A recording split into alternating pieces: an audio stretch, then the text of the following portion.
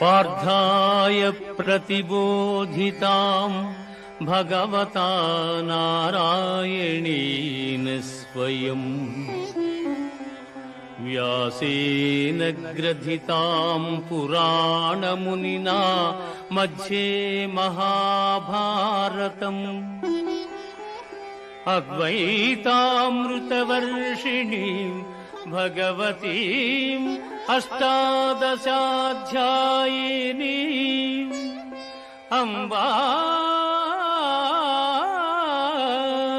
త్వామనుసందధామి భగవద్గీతే భవద్వేషిణీం భగవద్గీతే భవద్వేషిణీం. భగవద్గీత మహాభారతము యొక్క సమగ్ర సారాంశము. భక్తుడైన అర్జునునకు అనర్చిన ఉపదేశమే గీతా సారాంశము.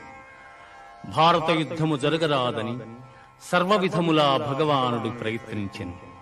కాని ఆ మహానుభావుని ప్రయత్నములు వ్యర్థములాయను. అటు పిమ్మట శ్రీకృష్ణుడు పార్థునకు సారథి అయి నిలిచెను.